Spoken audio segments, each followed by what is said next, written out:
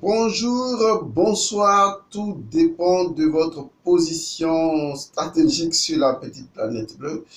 El Mancio Godson. Nous allons continuer donc avec la vidéo précédente parce que ce chapitre est très délicat. Alors, nous disions donc que nous nous appesantissons sur le premier et le deuxième chapitre de la Genèse. Dans le premier chapitre de la Genèse, cela a été clair. Dieu crée l'homme à son image, comme sa ressemblance. Cela veut dire tout simplement qu'en fait, il n'y a pas eu réellement de création. Cela veut dire que tout existant, préexistant à sa propre existence, l'être humain préexistait en tant que, disons, réalité potentielle, possibilité illimitée, de cette possibilité illimitée qu'est le tout. Du coup, le tout que nous allons appeler poétiquement Dieu, thème que je n'apprécie pas trop, le tout, en fait, au sein du tout, en tant que le tout complet, en dehors de laquelle ou en dehors duquel il n'y a rien d'autre que le tout, crée dans le monde de non-mesurabilité toute réalité comme étant le tout. Ce qui veut dire que les possibilités illimitées qui sont dans le tout sont la preuve que nous-mêmes, en tant que réalité humaine aujourd'hui, nous étions cette possibilité illimitée du tout, ou une des possibilités illimitées du tout, sachant que chaque possibilité du tout, ou chaque potentialité du tout est le tout. Et rappelez-vous, nous sommes dans une dimension de non-mesurabilité. Parce que lorsqu'on va descendre dans une dimension de mesurabilité, où il y a la mesure à cause de la matière, vous allez comprendre qu'il sera difficile pour la raison d'admettre que quand on prend un être humain, on puisse dire qu'il est le tout. Mais dans une dimension de non-mesurabilité, le tout est le tout et chaque élément du tout est le tout. C'est ce qui fait ce que j'appelle le chaos divin. C'est incompréhensible, c'est inaccessible. Alors, pour vous dire que dans le premier chapitre, il n'y a pas eu réellement création de l'homme. Parce qu'il a dit, Dieu crée l'homme à son image. En fait, il ne crée pas l'homme à son image. Ça veut dire que l'homme, préexistant à son caractère humain, est égal à la réalité qu'est Dieu dans sa propre essence de non-mesurabilité. Et ensuite, le deuxième chapitre de la Genèse est très intéressant.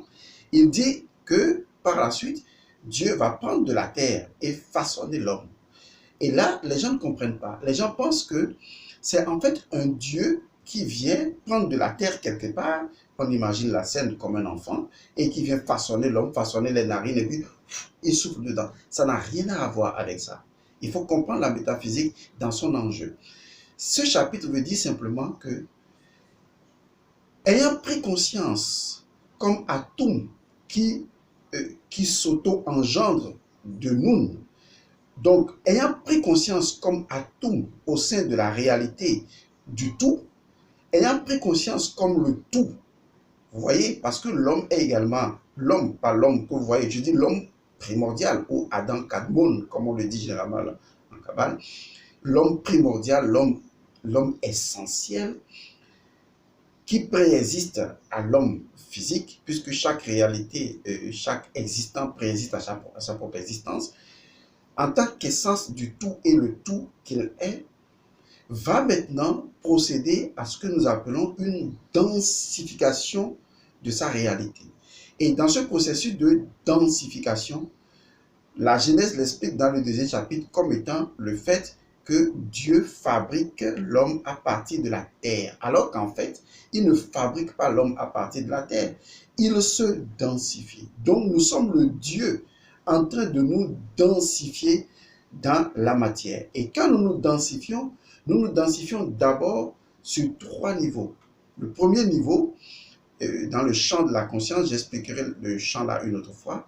Le premier niveau, c'est le niveau Adam. Adam en tant que humain, d'accord, en tant qu'être humain. Comprenez que lorsqu'on parle de Adam, Ève et le serpent, on ne parle pas de 3 entités différentes. On parle d'une seule entité, mais à divers niveaux d'expression. Donc, cette énergie ou cette réalité qui va se densifier premièrement en Adam, l'esprit. Voilà, c'est ce que ça veut dire. Ensuite, en Ève, que vous allez appeler l'âme. Et en une autre réalité, qui est l'énergie de vitalité, ou le K, lié, n'est-ce pas, au jet, c'est-à-dire le corps physique, que nous, en ce moment, ce n'est pas un vrai corps physique, c'est un corps, disons, plutôt éthérique. En ce moment-là, puisque la densification de l'homme s'est faite d'abord et s'est arrêtée au niveau subtil éthérique, ou au niveau presque astral. Et donc, à ce niveau, on a l'énergie serpent. Le serpent n'est pas une réalité en dehors de nous. C'est pourquoi il ne pouvait pas être en dehors du champ d'Éden ou du jardin d'Éden, puisque le jardin d'Éden est le champ de la conscience. Donc, le serpent ne pouvait pas être en dehors. Le serpent ne pouvait qu'être à l'intérieur. Puisque ce serpent-là n'est pas n'importe quel serpent. Ce serpent, c'est le Dieu lui-même du premier chapitre, dans sa densification, qui va, dans son évolution, qui va se retrouver sous forme d'énergie basique ou basale, que nous allons appeler la Kundalini, la perfection passive, qui a été créée au 7e jour, la perfection passive. Et donc cette énergie Kundalini représentant l'énergie du serpent du 6, puisque l'homme a été créé au 6e jour, et que sa représentation, densification dans la matière est le serpent, qui également est lié au 6, nom qu'on retrouvera dans l'Apocalypse, le 666, qu'on expliquera. Vous comprenez en réalité, et je vais vous choquer en vous le disant, il n'y a pas un Dieu qui est présidé à votre création.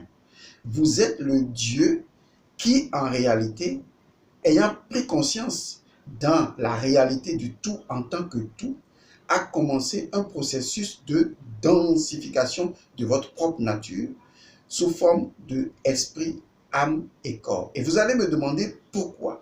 Simplement parce que le principe de nécessité l'impose. Le principe de nécessité stipule que, l'absolu n'est absolu que lorsque l'absolu a la capacité d'être relatif. Ça veut dire qu'en dehors de ce qui n'est pas, ce qui est n'est pas. Naturellement, il faut contraster l'absoluité afin que l'absoluité soit reconnue comme étant absolue. Sinon, comment pourrions-nous dire qu'une chose est absolue si la chose ne possède pas la capacité de sa propre relativité? Et c'est ainsi que la réalité suprême, Dieu ou Atum que nous sommes dans le premier chapitre, nous nous sommes densifiés progressivement en tant qu'esprit, d'accord, en tant que âme et en tant que énergie serpent, dernier niveau, mais jusque-là, nous n'étions pas encore dans la chute. La chute, ce sera une autre réalité. Jusque-là, nous sommes sur un plan d'équilibre et nous sommes dans notre monde intérieur, dans le champ de notre conscience, en toute perfection. Et lorsqu'on dit que Dieu fait tomber une torpeur sur l'homme et il prit une côte de l'homme et il fabrique Ève, il faut le voir comme, je vous l'explique, la réalité se densifie d'abord en tant qu'esprit et une partie de l'esprit va se densifier pour générer l'âme et son corps astral et une partie de ce corps astral va se densifier pour générer le corps physique.